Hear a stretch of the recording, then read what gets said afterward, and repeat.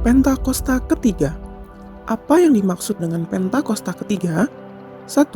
Pentakosta ketiga adalah pencurahan Roh Kudus yang dahsyat di zaman now melebihi yang terjadi di Azusa Street. 2. Pentakosta ketiga akan mengakibatkan penuaian jiwa yang terbesar dan yang terakhir sebelum Tuhan Yesus datang kembali. 3. Pentakosta ketiga akan membangkitkan generasi Yeremia, yaitu anak-anak muda yang dipenuhi Roh Kudus, cinta mati-matian kepada Tuhan Yesus, tidak kompromi terhadap dosa, dan akan bergerak untuk memenangkan jiwa. 4. Pentakosta ketiga lahir di Indonesia yang bergerak ke bangsa-bangsa. Gerakan ini dari timur ke barat dan akan kembali ke Yerusalem. 5. Pentakosta ketiga akan memberikan kuasa untuk menyelesaikan amanat agung Tuhan Yesus, dan setelah itu Tuhan Yesus datang kembali. Shalom saudara, selamat hari Minggu. Voice of Pentecost hari ini akan membahas mengenai prophetic preaching atau khotbah profetik. Khotbah profetik adalah khotbah yang disampaikan dalam hadirat, pengurapan, dan kuasa Roh Kudus agar kita dapat melakukan kehendak Tuhan di zaman now. Pada kondisi demikian, seorang pengkhotbah dapat menangkap pesan dan tuntunan khusus dari Tuhan melalui Roh Kudus untuk dilakukan pada saat tertentu. Dengan demikian, ada 3 unsur minimal yang harus dipenuhi dalam khotbah profetik. Pertama, hadirat, pengurapan, dan kuasa Roh Kudus. Khotbah profetik bukanlah khotbah asal-asalan tanpa arah, tujuan, dan dasar yang tidak jelas. Seorang hamba Tuhan yang berada dalam hadirat, pengurapan, dan kuasa Roh Kudus dimungkinkan untuk menangkap pesan profetik dari Tuhan untuk diperkatakan kepada umatnya. Seseorang yang mungkin bukan dari golongan Pentakosta dan tidak mempercayai bahwa karunia-karunia Roh Kudus masih ada di zaman sekarang ini, mungkin tidak sependapat dengan konsep khotbah profetik ini. Akan tetapi, hal itu tidak menjadi alasan seseorang untuk menghakimi bahwa praktek spiritualitas Pentakosta ini adalah hal yang salah dan tidak biblikal. Kedua, petunjuk atau arahan Tuhan.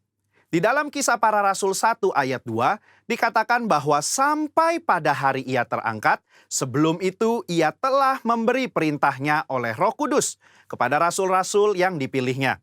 Ini merupakan gambaran bahwa insan Pentakosta juga dapat menerima perintah dan tuntunan Tuhan melalui Roh Kudus. Dalam ayat ini tidak dikatakan bahwa Tuhan Yesus memberi perintah kepada murid-murid melalui firman Tuhan yang tertulis, melainkan melalui Roh Kudus. Hal inilah yang mendasari bahwa pengkhotbah Pentakosta cenderung membawa dimensi yang baru ke dalam persiapan khotbah, yaitu dengan menafsirkan ayat demi ayat di dalam konteks Alkitab dan tuntunan Roh Kudus untuk pendengar di zaman now.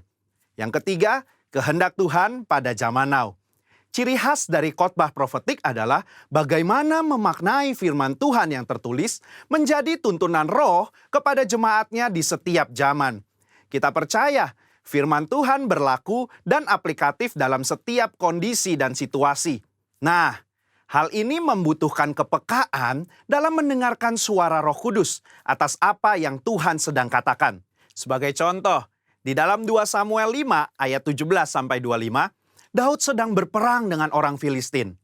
Sebelum Daud maju berperang, dia bertanya kepada Tuhan untuk strateginya. Dan Tuhan menjawab, majulah. Maka Daud maju dan memukul kalah di tahap pertama. Lalu beberapa ayat setelahnya, orang Filistin mau melawan lagi. Dan apa kata Tuhan? Sekarang kata Tuhan, bukan majulah, melainkan janganlah maju, tetapi buatlah gerakan lingkaran sampai ke belakang mereka. Inilah yang dikatakan orang Pentakosta ketika kita menekankan khotbah profetik yang mengikuti tuntunan roh. Kalau Daud tidak bertanya dan mendengarkan Tuhan pada serangan yang kedua, bisa jadi dia kalah karena berasumsi strategi Tuhan sama dengan yang pertama.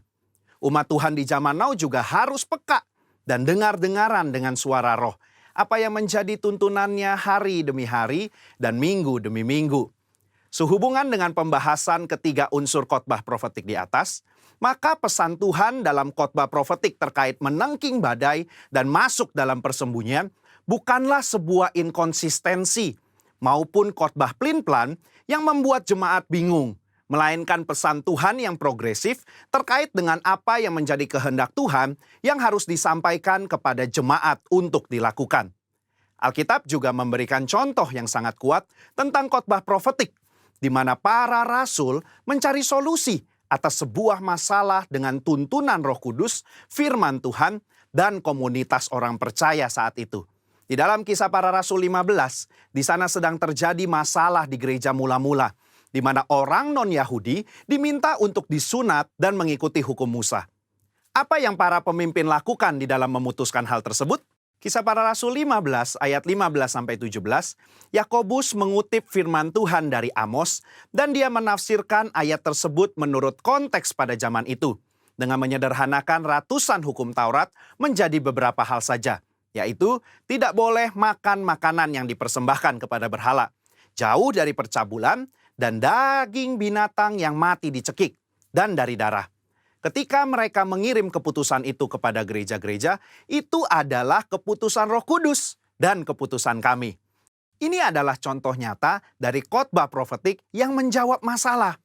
Yakobus mengutip firman Tuhan dari kitab Amos dan bersama komunitas yang dipenuhi Roh Kudus menafsirkan dan memberikan pesan profetik untuk gereja mula-mula di zaman itu.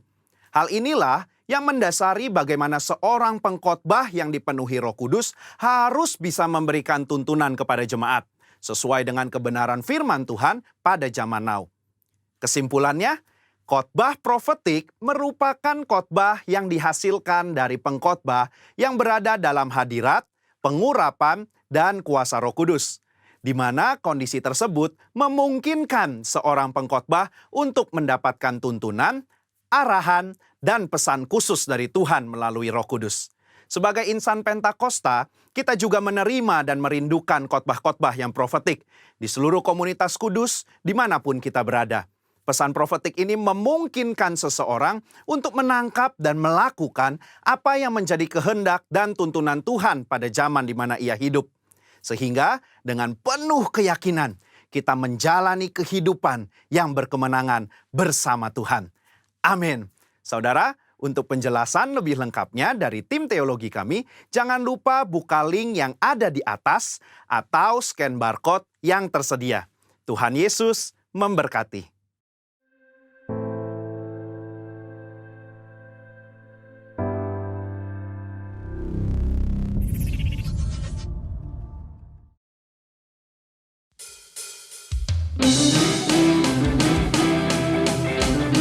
Mari bersukacita saudara. Masuk gerbang Tuhan dengan hati bersyukur saudara.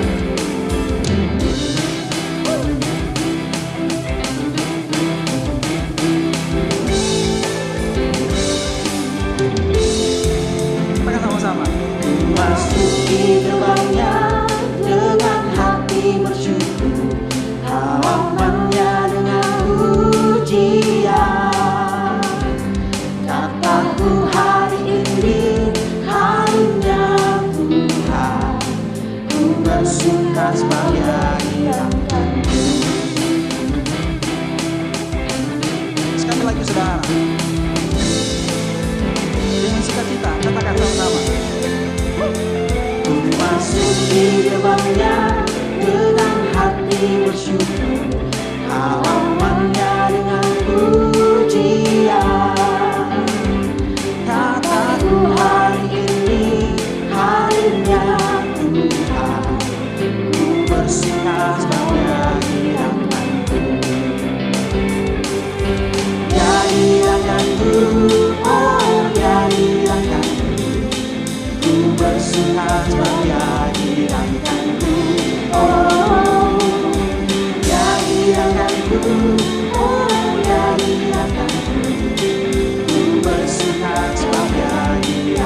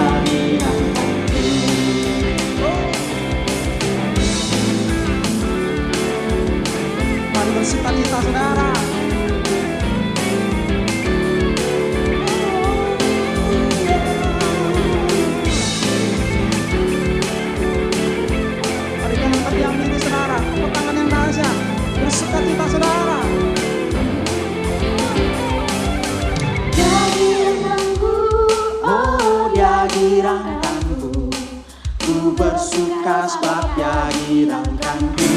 Oh, Dia hirangkanku. Oh, Dia hirangkanku. Ku bersuka sebab Dia hirangkanku. Oh, Dia hirangkanku. Oh, Dia hirangkanku. Ku bersuka sebab Dia hirangkanku. Oh, Dia hirangkanku. Oh, Dia hirangkanku. Ku bersuka sebab Dia hirangkanku. Ku bersuka sebab Dia hirangkanku.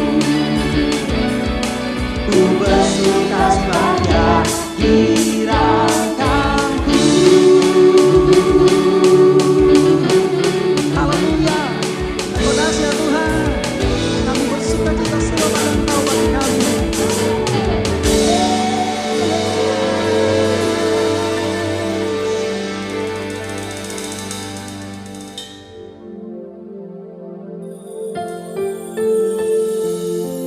Mari siapkan hati kita Bapak Ibu Saudara. Kita mau menyembah Tuhan, Allah yang menjadi harapan kita Saudara. Firman Tuhan berkata, sekalipun kita dalam lembah kekelaman, sekalipun Saudara dunia meninggalkan kita, sekalipun tidak ada harapan Saudara, tapi Tuhan selalu ada. Harapanku di dalam-Mu, hanya Kau Yesus kuatku. Ku percaya, ku aman dalam-Mu.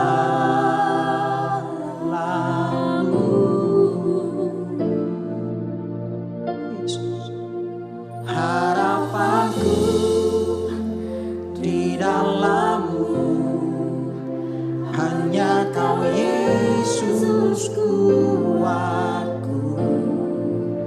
Ku percaya, ku aman dalam-Mu.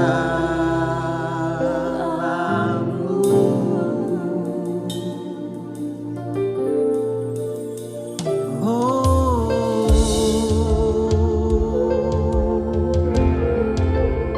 terima kasih Tuhan. Engkau menyertai setiap langkah kami Tuhan. Engkaulah pengharapan kami. Engkau kekuatan kami Tuhan.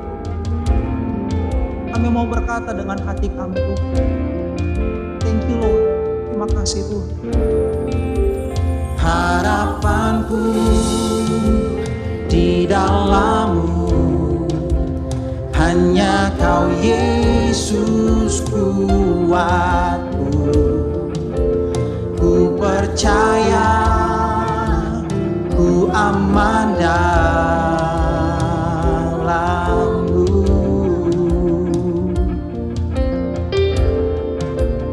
Harapanku di dalam-Mu, hanya Kau Yesus kuatku. Ku percaya, ku aman dalam-Mu.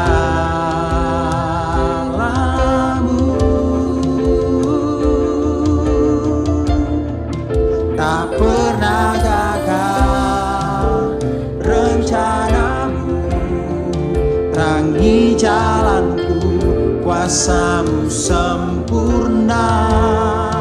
Pengharapanku takkan hilang, sebab masa depanku Kau sediakan.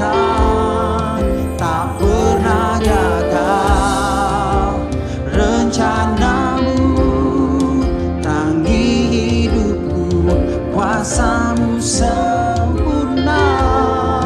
Pengharapanku takkan hilang, sebab masa depanku dalam-Mu, sebab masa depan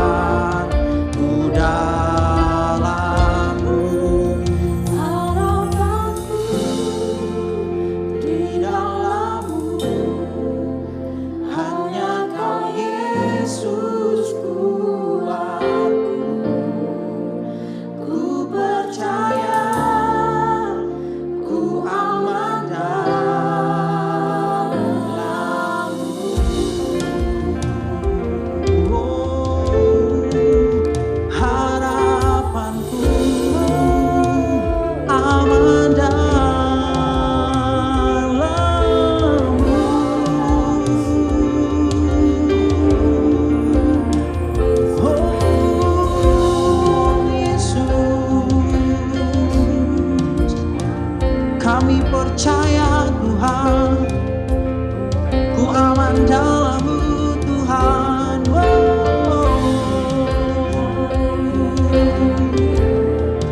Mari menyembah Tuhan saudara. Terima kasih Tuhan, Engkau layak terima pujian kami Tuhan Yesus. Harapanku Tuhan, oh Yesus, kekuatan kami Tuhan, oh haleluya.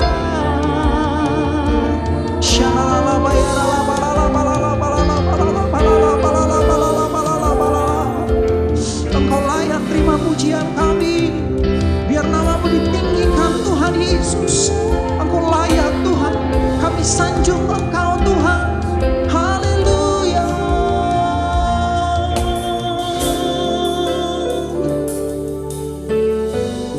Terima kasih Tuhan Yesus.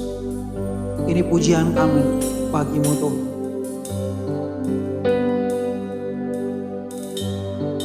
Ku bersyukur Bapa, ku bersyukur Tuhan, buat kasih setia-Mu di dalam hidupku. Ku bersyukur, ku bersyukur Bapa, ku bersyukur Tuhan, buat kasih setia-Mu di dalam hidupku. Ku bersyukur Tuhan, oh Yesus, kami bersyukur Tuhan. Engkau sangat baik Tuhan. Banyak yang Kau perbuat di dalam hidupku. Rancangan indah-Mu terjadi di hidupku. Bapa yang mengerti segala yang ku perlu, kasih-Mu sempurna nyata dalam hidupku. Ku bersyukur Bapa, ku bersyukur Tuhan, buat kasih setia-Mu di dalam hidupku. Ku bersyukur, ku bersyukur Bapa, ku bersyukur Tuhan, buat kasih setia-Mu di dalam hidupku. Ku bersyukur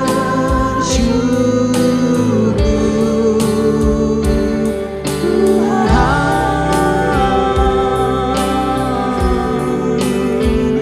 terpuji nama-Mu Tuhan.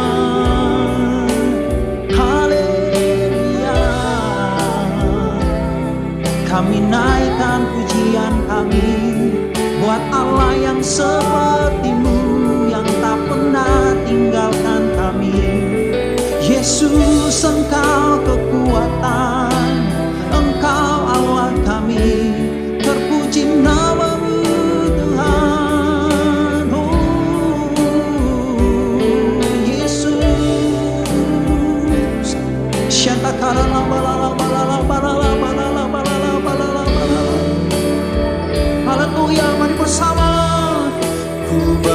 bersyukur Bapa, ku bersyukur Tuhan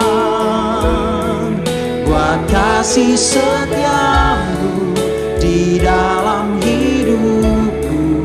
Ku bersyukur, ku bersyukur Bapa, ku bersyukur Tuhan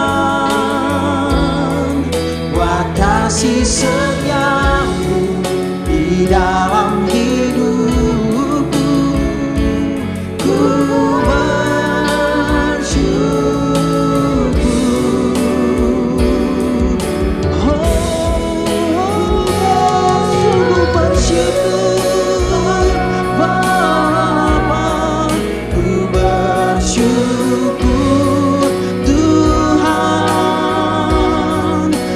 kasih setiamu di dalam hidupku. Ku bersyukur, ku bersyukur Bapa, ku bersyukur Tuhan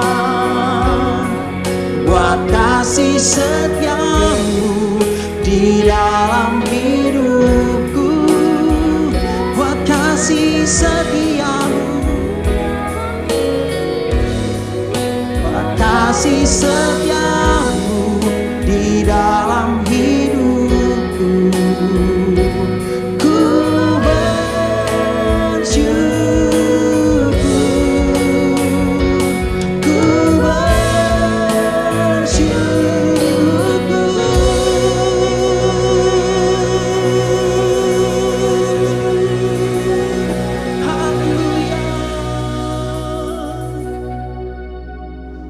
Shalom Bapak Ibu yang dikasihi Tuhan. Kita bersyukur semuanya di minggu yang keempat ini kita sudah masuki di tahun 2021. Dan saya percaya kita semua diberkati oleh Tuhan. Kita boleh menikmati hadirat Tuhan dalam pujian penyembahan barusan. Dan kita masuk dalam hadirat Tuhan. Dan sebelum masuk dalam firman Tuhan, mari kita berdoa bersama. Bapak, terima kasih untuk hari ini, hari yang Tuhan jadikan. Kami bersyukur untuk penyertaan Tuhan di bulan yang pertama, minggu yang keempat tahun 2021. Engkau menyertai setiap kami Tuhan, anak-anak-Mu. Kami bersyukur Tuhan untuk penyertaan dan kasih karunia-Mu. Dan biarlah pagi hari ini Tuhan, setiap kami yang hadir dalam ibadah online ini, Tuhan berbicara buat kami. Sampaikan firman-Mu, dan kami percaya setiap firman yang disampaikan mendatangkan pemulihan, kesembuhan, dan menjadi jalan terang bagi kaki kami. Kami siap mendengar firman-Mu Tuhan. Di dalam nama Yesus kami berdoa dan mengucap syukur. Sama-sama kita katakan amin.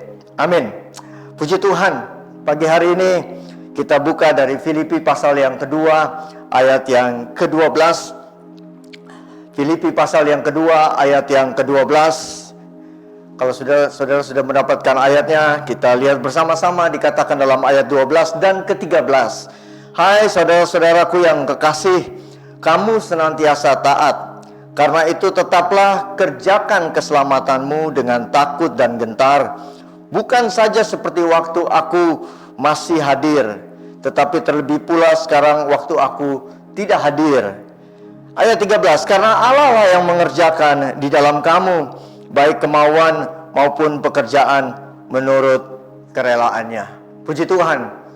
Pagi ini seperti tema yang sudah kita sama-sama tahu di gereja kita, khususnya di Lewi.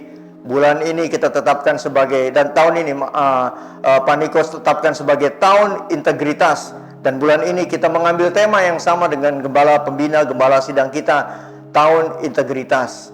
Pagi hari ini kita melihat dari Filipi pasal 2 ayat 12, di mana Filipi 2 ayat 12 adalah ayat yang diambil oleh Paulus kepada umat di Filipi dan didasari oleh kehidupan Tuhan Yesus sendiri yang sudah memberi contoh. Paulus melukiskan dari ayat 1 sampai dengan ayat 11 bagaimana Yesus dan kehidupannya memberi contoh buat kita. teladan bagi kita anak-anak Tuhan, anak-anak daripada Yesus sendiri untuk hidup dan hidup yang berintegritas. Tahun 2021 disebut sebagai tahun integritas.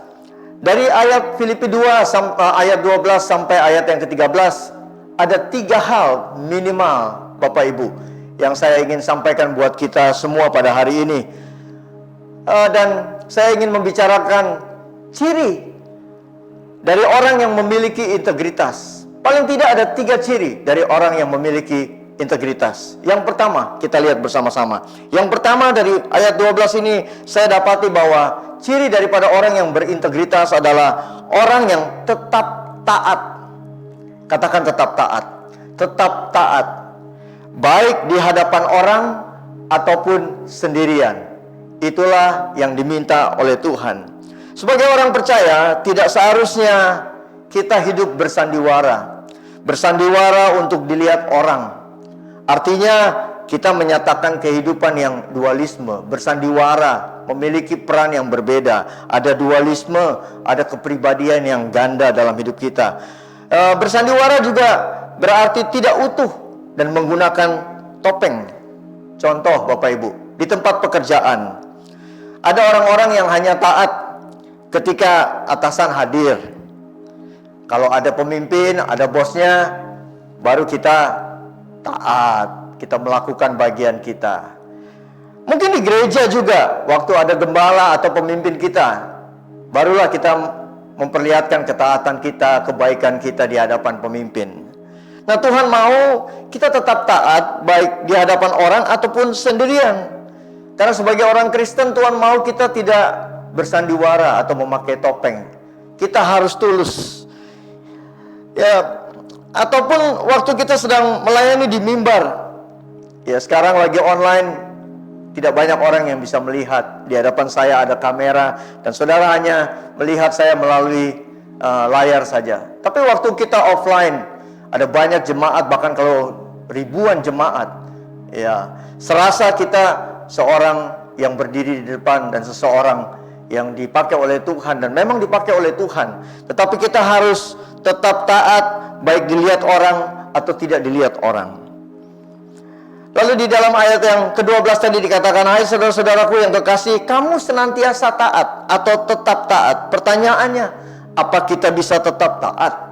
Apa dalam hidup ini kita bisa tetap taat? Jawabannya, bisa.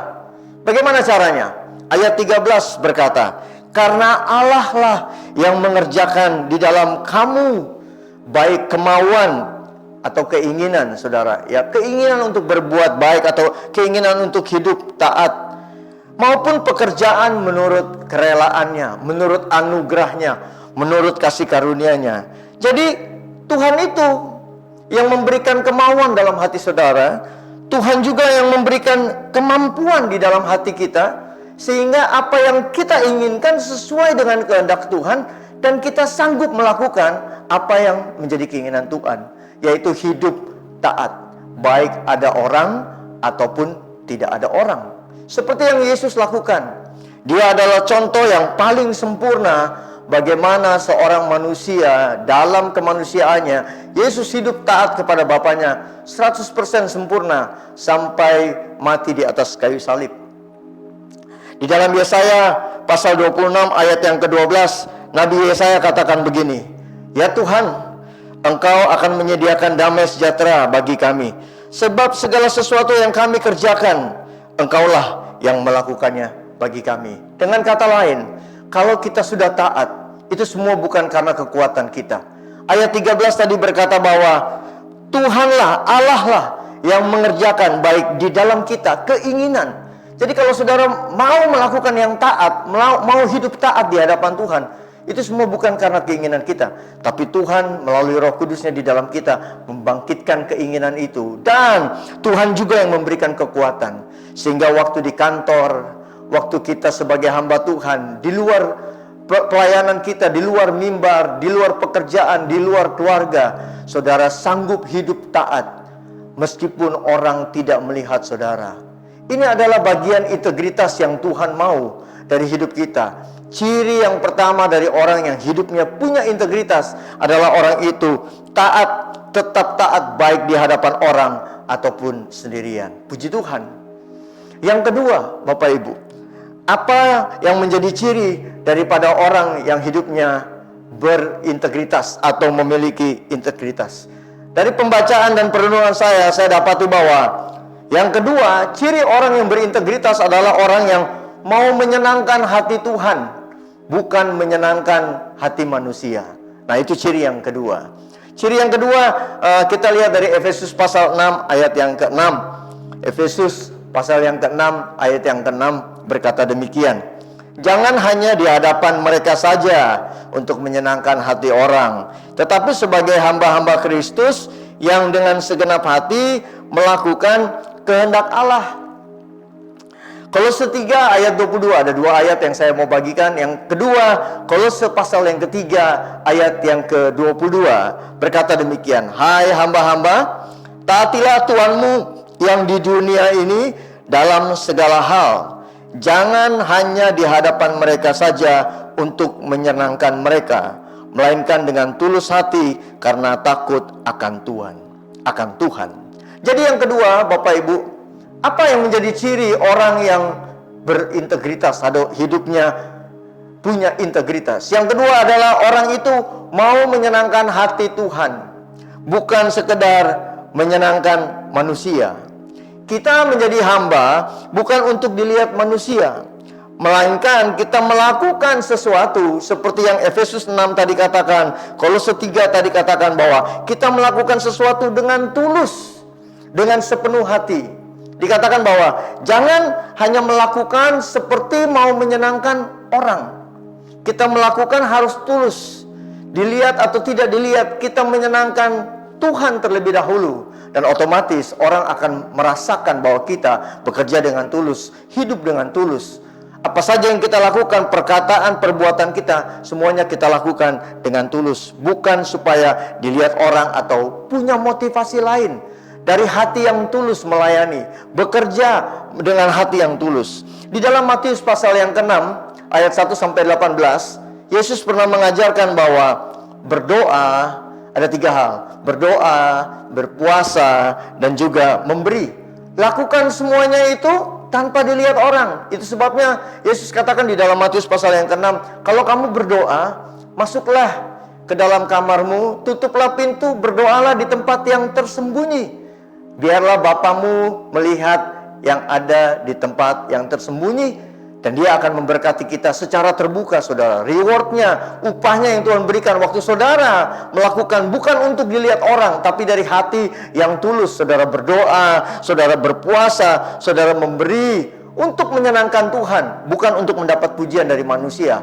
Maka Tuhan katakan rewardnya, upahnya, saudara akan diperlihatkan oleh Tuhan. Tuhan akan nyatakan secara terbuka. Kita melakukannya secara tersembunyi, tetapi Tuhan akan memberkati kita secara terbuka. Ini contoh-contoh secara rohani yang bisa saudara lihat dalam kehidupan sehari-hari, bahwa Tuhan mau kita menyenangkan hati Tuhan, bukan melakukan untuk menyenangkan manusia atau sekedar untuk menyenangkan manusia, tapi kita nggak tulus melakukannya, hidup kita nggak tulus. Sebagai anak-anak, saya bisa bicara juga mungkin di YouTube ini, saudara melihat melalui ibadah online ini, mungkin ada anak-anak yang menyaksikan bersama dengan orang tua, adik-adik atau anak-anak. Engkau sebagai anak-anak di rumah maupun di sekolah, jadilah anak-anak murid yang memiliki teladan yang baik, yang menyenangkan Tuhan dalam kehidupanmu, dalam kelakuanmu di rumah, menghormati orang tua, kakak adik, saling mengasihi. Engkau menyenangkan hati Tuhan, bukan sekedar menyenangkan hati orang tuamu. Engkau rajin cuci piring, membantu papa mama, bukan supaya dipuji oleh papa mama, tapi dengan hati yang tulus karena menyenangkan hati Tuhan. Bapak Ibu yang bekerja sebagai karyawan, yang mungkin saudara memiliki atasan, atau bahkan saudara seorang atasan yang memiliki bawahan, hendaknya saudara juga memiliki integritas, menyenangkan hati Tuhan melalui perbuatan. Terhadap atasan saudara taat, terhadap bawahan saudara menghormati mereka dengan hati yang tulus, Bukan mentang-mentang kita sebagai pemimpin lalu kita semena-mena terhadap bawahan kita, ataupun kita sebagai bawahan kita berpura-pura di hadapan pemimpin kita hanya untuk menyenangkan hati mereka. Yang menjadi hitungan buat kita adalah kita orang Kristen harus punya integritas. Yang kedua cirinya, integritas yang kita miliki yaitu untuk menyenangkan hati Tuhan. Perilaku, perbuatan, semua kehidupan keagamaan kita, doa, puasa, memberi, semua kita lakukan semata-mata biarlah Tuhan yang disenangkan, bukan untuk sekedar atau semata-mata untuk menyenangkan manusia. Puji Tuhan, di tahun ini, tahun 2021, tahun integritas, Tuhan mau kita memiliki integritas, menguatkan kembali kehidupan kita, menata kembali karakter kehidupan kita, buah kehidupan kita, sehingga kita menjadi orang yang berintegritas. Kita taat dimanapun berada, orang lihat ataupun tidak lihat, kita tetap memiliki ketaatan yang sempurna. Lalu kita menyenangkan hati Tuhan dalam segala hal, bukan sekedar menyenangkan hati manusia di gereja ataupun di tempat pekerjaan. Dimanapun saudara berada, jadilah orang yang menyenangkan hati Tuhan. Puji Tuhan. Yang terakhir Bapak Ibu, yang ketiga, Tuhan mau. Yang ketiga, orang yang berintegritas cirinya adalah mengerjakan keselamatan dengan takut dan gentar. Ayat 12 tadi katakan, hai saudara-saudaraku yang kekasih, kamu senantiasa taat. Karena itu tetaplah kerjakan keselamatanmu dengan takut dan gentar. Bukan saja seperti waktu aku masih hadir, tetapi terlebih pula sekarang waktu aku tidak hadir. Nah ini dia, yang ketiga, yang terakhir. Mari kerjakan keselamatan kita dengan takut dan gentar. Seorang yang punya integritas, dia akan melakukan atau mengerjakan keselamatan dengan rasa ini, takut dan gentar. Ada rasa hormat untuk melakukan mengerjakan keselamatan ini di dalam kehidupannya. Kita mengerjakan keselamatan bukan supaya kita mendapatkan keselamatan. Kita mengerjakan keselamatan karena kita sudah selamat, dan keselamatan itu kita lakukan. Kehidupan kekristenan adalah suatu proses yang berkesinambungan seumur hidup. Saya ulangi Bapak Ibu.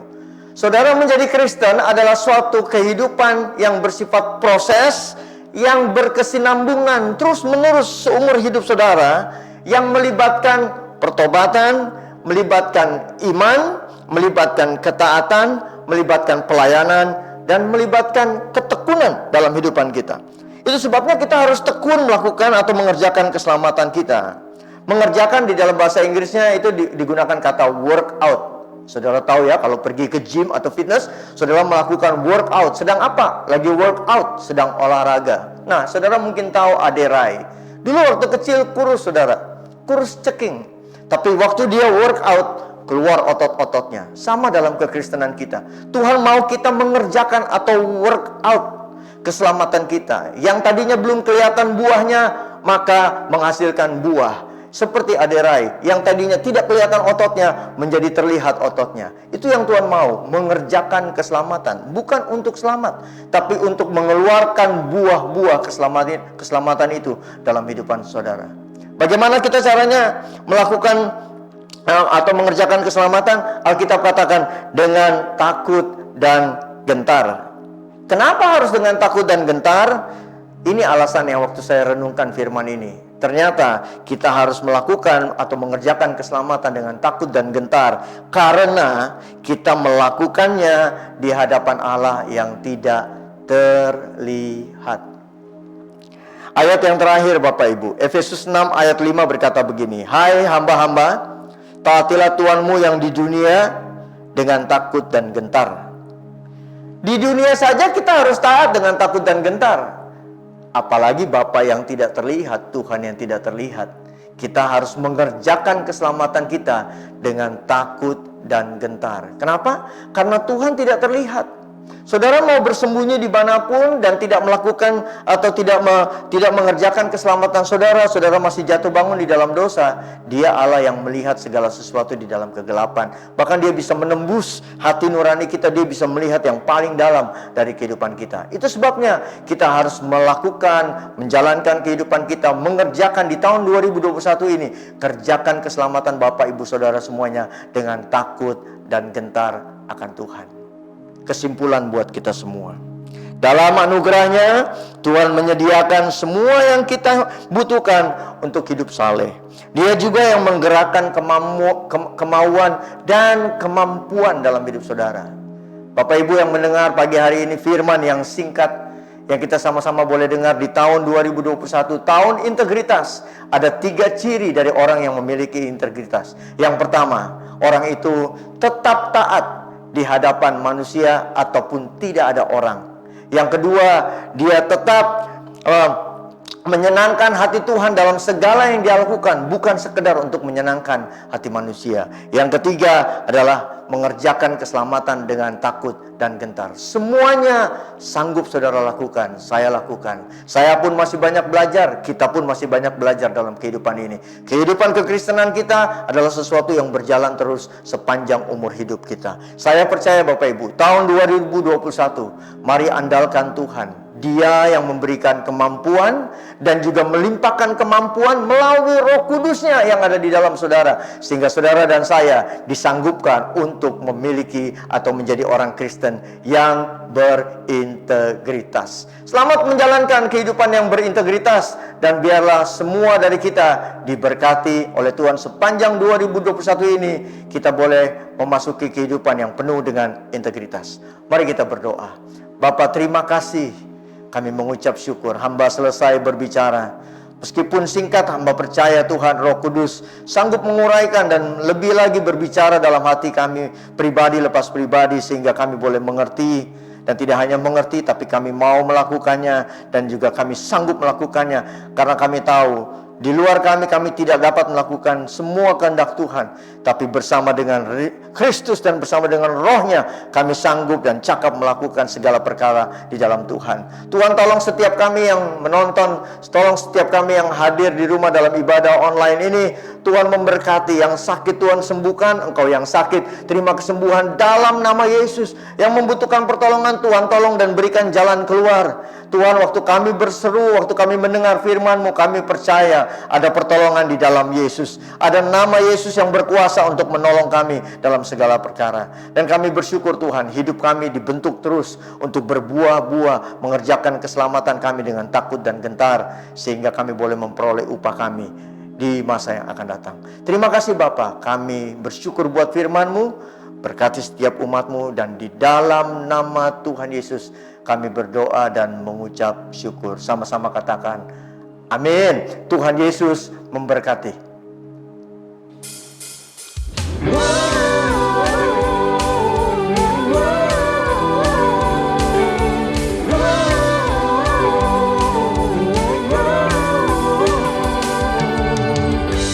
Yesus, kau kekuatan di hidupku,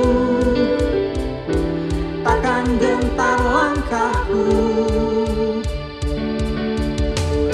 Kau angkat tanganku di saat ku jatuh, Kaulah sumber kuatku.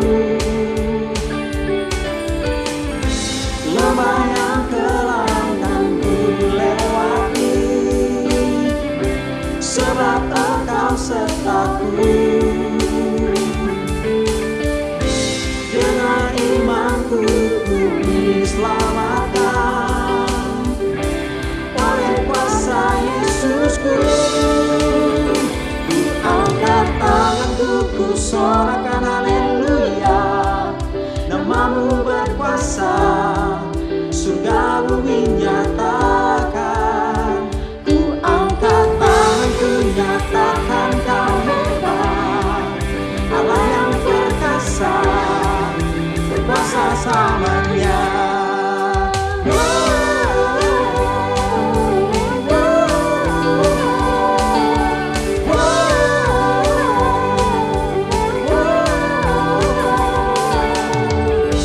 Yesus, Kau kekuatan di hidupku, takkan gentar langkahku. Kau angkat tanganku di saat ku jatuh, Kaulah sumber kuatku. Kau sing lembah yang kelam kan ku lewati, sebab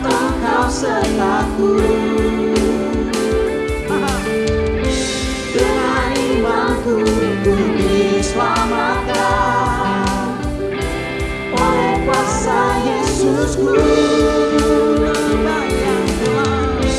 Lembah yang kelam kan ku lewati, sebab Engkau sertaku. Dengan imanku ku diselamatkan oleh kuasa Yesusku. Ku angkat tanganku, ku sorakan haleluya, namamu berkuasa, sudah menyatakan. Ku angkat tanganku, nyatakan kau hebat, Allah yang perkasa, berkuasa selamanya. Ku angkat tanganku, ku sorakan haleluya, namamu berkuasa, sudah bumi nyatakan. Ku angkat tanganku, nyatakan kau hebat, Allah yang perkasa, berkuasa selamanya.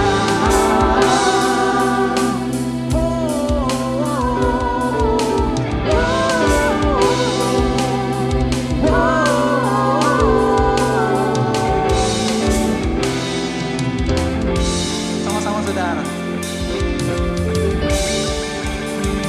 Ku angkat tanganku, ku sorakan haleluya, namamu berkuasa, sudah bumi nyatakan.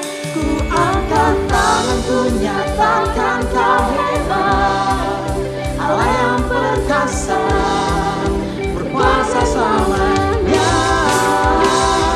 Angkat tanganku, ku sorakan haleluya, namamu berkuasa, sudah bumi nyatakan.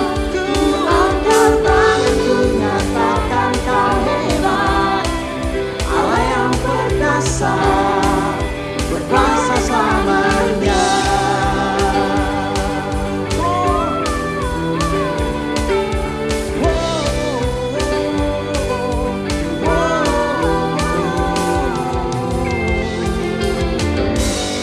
Haleluya, kita kasih, haleluya. Mazmur 91 dalam lindungan Allah. Orang yang duduk dalam lindungan yang maha tinggi dan bermalam dalam naungan yang maha kuasa akan berkata kepada Tuhan, tempat perlindunganku dan kubu pertahananku, Allahku yang kupercayai. Sungguh, dialah yang akan melepaskan engkau dari jerat penangkap burung, dari penyakit sampar yang busuk. Dengan kepaknya ia akan menudungi engkau. Di bawah sayapnya engkau akan berlindung. Kesetiaannya ialah perisai dan pagar tembok.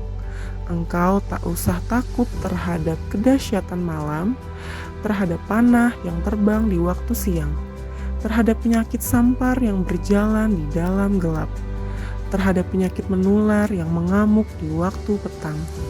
Walau 1.000 orang rebah di sisimu dan 10.000 di sebelah kananmu, tetapi itu tidak akan menimpamu.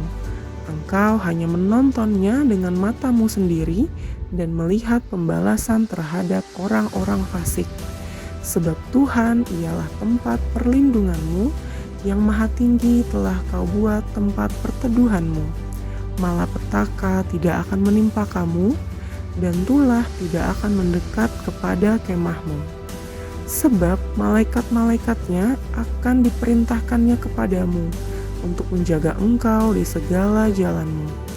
Mereka akan menatang engkau di atas tangannya, supaya kakimu jangan terantuk kepada batu. Singa dan ular tedung akan kau langkahi. Engkau akan menginjak anak singa dan ular naga. Sungguh, hatinya melekat kepadaku, maka aku akan meluputkannya. Aku akan membentenginya, sebab ia mengenal namaku. Bila ia berseru kepadaku, aku akan menjawab. Aku akan menyertai dia dalam kesesakan. Aku akan meluputkannya dan memuliakannya.